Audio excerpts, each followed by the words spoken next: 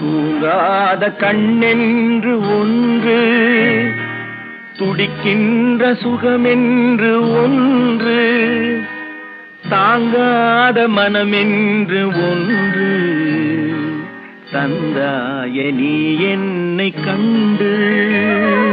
தூங்காத கண்ணென்று ஒன்று,